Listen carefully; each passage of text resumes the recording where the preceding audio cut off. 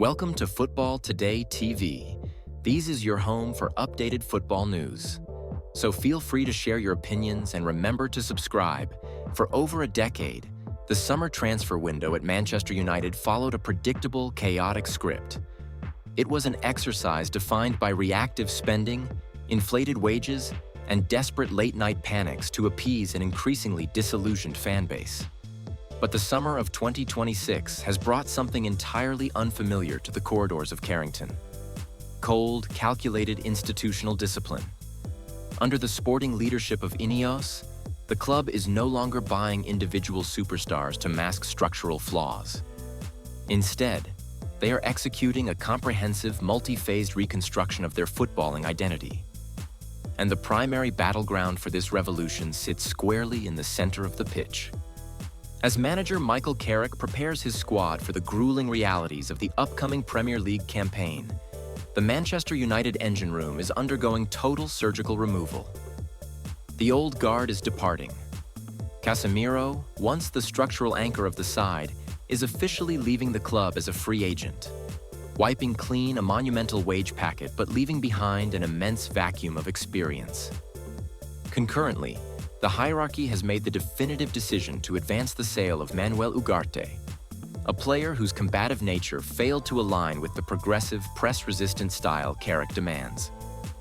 The first piece of the new puzzle has already been secured. The signing of Ederson from Atalanta provides United with a highly dynamic, physical ball winner capable of covering vast areas of grass. But a single midfield reinforcement cannot cure a long-standing systemic issue. To truly implement Carrick's vision of highline possession and elite central control, United require a technical conductor, a partner who can resist the most intense Premier League press, break lines at will, and transition the team flawlessly from defense to attack. For weeks, the recruitment team evaluated a multitude of profiles across Europe. But tonight, according to definitive confirmations from transfer insider Fabrizio Romano, the search has narrowed down to a single explosive priority. To fully comprehend why Manchester United are prepared to deploy an historic financial package for a 21-year-old playmaker, one must analyze the exceptional developmental arc of Mateus Fernandes. Born in the coastal town of Old, Fernandes represents the absolute pinnacle of modern Portuguese midfield engineering. He is not a traditional defensive midfielder, nor is he a luxury number 10. He is a hyper-progressive box-to-box engine possessing rare spatial intelligence. After refining his technical security within the prestigious Sporting CP Academy, Fernandes quickly outgrew domestic developmental leagues. A highly successful loan spell at Estoril proved his tactical maturity, prompting a £15 million transfer to English football with Southampton. On the South Coast, his impact was immediate. Fernandes commanded the midfield with a veteran's composure, ultimately being crowned Southampton's Player of the Season. His rapid adaptation sparked a high-stakes race in August 2025, with West Ham United winning his signature in a deal valued just under £40 million. What followed in East London was nothing short of extraordinary. While West Ham United endured a deeply turbulent, painful campaign that ultimately resulted in their shocking relegation to the EFL Championship, Fernandes operated on an entirely different competitive plane. He was a beacon of world-class quality in a sinking ship.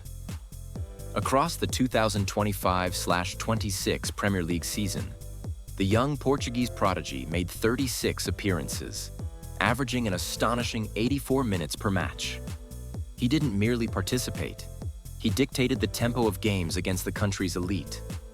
National team manager Roberto Martinez publicly lauded his output, declaring his achievements in March 2026 as incredible.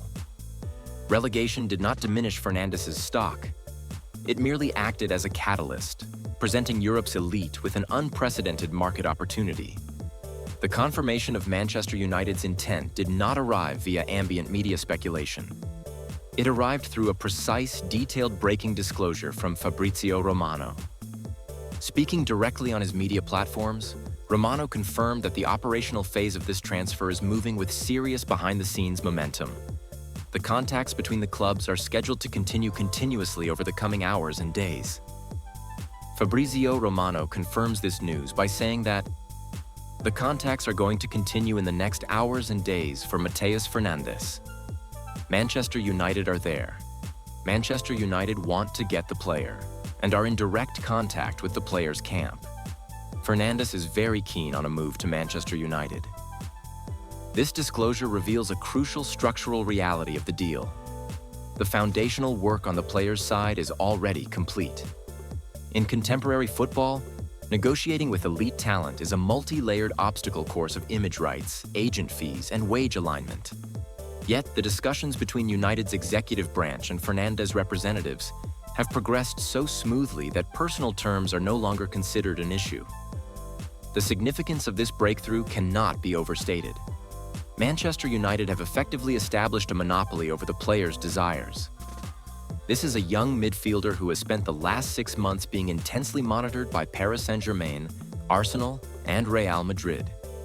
Under the previous Old Trafford regime, a lack of consistent Champions League trophies might have caused a 21-year-old superstar to hesitate. But the long-term vision presented by INEOS and Carrick has completely captured the player's conviction. Reports from close journalists describe Fernandes as desperate to make the switch to Old Trafford. But there is another, highly personal factor driving this obsession. Within the inner sanctum of the club, a powerful advocate has been clearing the path for this transfer. Manchester United captain Bruno Fernandes has long been an admirer of his young namesake. Behind closed doors, the United maestro has repeatedly sung the praises of the West Ham playmaker to the club's hierarchy, providing glowing technical character references. Mateus Fernandes views the opportunity to train, play, and learn alongside Bruno as the ultimate step in his professional development. The presence of the United captain has effectively turned a complex multi-club bidding war into a singular, focused destination. Yet, despite the player's intense desire to wear the famous red shirt, a massive boardroom confrontation remains. West Ham United, despite their catastrophic relegation and the resulting financial pressures of losing Premier League revenue, have no intention of letting their prized asset leave without a historic return. The Hammers' initial valuation of Fernandes sat at a staggering £100 million. However, as reality adjusted their expectations, the East London club established a firm baseline. They enter club-to-club negotiations demanding an £85 million package, and they are fiercely refusing to drop a single penny below it. This is precisely where the new INEOS philosophy faces its ultimate structural test. Historically, selling clubs viewed Manchester United as an open vault, a club easily manipulated into paying panic premiums late in the window. But the instruction from the recruitment department under Sir Jim Ratcliffe is unyielding. United will not allow the selling party to dictate terms. Romano confirms that United are actively negotiating to pay less than the £85 million baseline. The Red Devils have made it clear they are not in a rush. They have already secured Ederson, insulating themselves from outright desperation. This clinical patience is not a bluff. It is a proven operational policy. Earlier in the window, United held concrete internal discussions regarding Newcastle's Sandro Tonali and Nottingham Forest's Elliot Anderson. But the moment the financial metrics of those inquiries escalated into a domestic bidding war, INEOS immediately walked away. They refused to overpay. They have channeled that saved financial capital entirely into the Fernandes operation.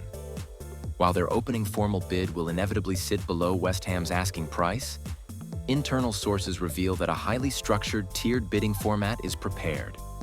There is a quiet, profound confidence within Carrington that a breakthrough will be achieved. If Manchester United successfully break West Ham's resistance and close this transfer for a fee approaching £80 million, it will mark a historic milestone. Fernandes would become the second most lucrative departure in West Ham's history, behind only Declan Rice's £105 million move to Arsenal. For Manchester United, he would become the fourth most expensive signing in their entire history, trailing only Paul Pogba, Antony, and Romelu Lukaku. But the true value of this deal will not be measured in financial ledgers. It will be witnessed on the pitch. In Michael Carrick's tactical blueprint, a midfield pairing of Ederson and Mateus Fernandes offers an almost perfect synergy of steel and silk. Ederson provides the physical dominance, the high-line pressing, and the spatial coverage required to protect the back four.